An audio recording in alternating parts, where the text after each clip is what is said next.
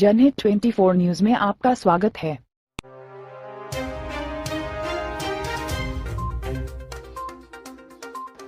जब सबसे पहले ये सुल्ली डील्स का मामला आया था, जहां पे एक वेबसाइट के माध्यम से महिलाओं की नीलामी हो रही थी, महिलाओं की फ़ोटोज़ का इस्तेमाल करके, खास करके एक कम्युनिटी को टारगेट कर कम्यूनल टारगेटिंग हो रही थी, उनके बारे में अश्लील बातें हो रही थी, अभद्र भाषा का इस्तेमाल हो रहा था, उनको कमोडिटी की तरह यूज़ किया जा रहा था। तो मैंने इसके बारे में आईटी मिनिस्टर को लिखा था 30 जुलाई को, फिर 6 सितंबर को रिमाइंडर भेजा था, जिसका जवाब मुझे 2 नवंबर को मिला, जहाँ पे उन्होंने कहा कि इन साइट्स को ब्लॉक कर दिया है।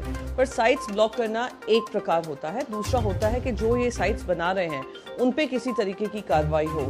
जो कार्रवाई ना होते हुए आज हमने 1 जनवरी को फिर से ऐसा एक साइट देखा जहाँ पे बुल्ली डील्स के नाम से इनको किया गया। मैंने आईटी मिनिस्टर को फिर से रिक्वेस्ट की है कि आप जब तक ऐसे लोगों को, जो महिलाओं को इस तरीके से उनके बारे में बात करते हैं, टिप्पणियाँ करते हैं, उन पे कार्रवाई नहीं करेंगे तो ऐसी घटनाएं वापस होती रहेंगी। मैंने मुंबई पुलिस को, क्योंकि कुछ महिलाएं जो टारगेट हुई हैं वो मुंबई से होती हैं, तो मैंने मुंबई पुलिस कमिश्नर को भी इस बारे में कहा है, and Mumbai police will be investigating it. I am grateful to the DGP Maharashtra as well as police commissioner Mumbai who have taken this up on a priority, and इस पे इन्वेस्टिगेशन शुरू हो चुकी है। मैं उम्मीद करती हूँ कि जो इसके पीछे हैं, जो इस तरीके के अश्लील काम कर रहे हैं, उन पे किसी न किसी तरीके की सख्त कार्रवाई होगी।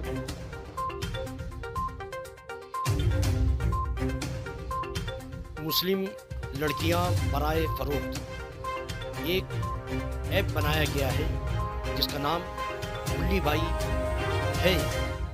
इसमें मुस्लिम बच्चियों की, औरतों की तस्वीरें डाली गई हैं और उनकी डील हो रही है, उसको बेचा जा रहा है।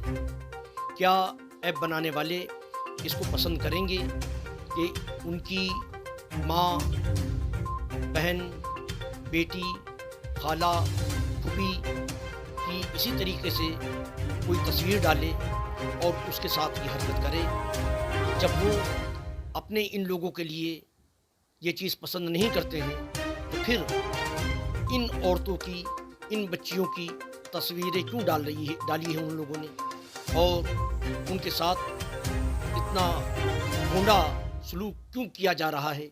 वो भी किसी की बेटी है, किसी की बहन है, किसी की खाला है, किसी की फूफी है, किसी की माँ है, उनके साथ ये सलूक किया जा रहा है जो काबिले अफसोस भी है और काबिले मज़म्मत भी है।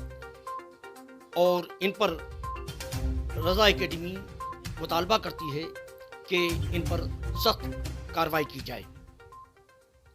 हम इस बात की मज़म्मत करते हैं और हम हिंदुस्तान की औरतों को गैर महफूज होने नहीं देंगी,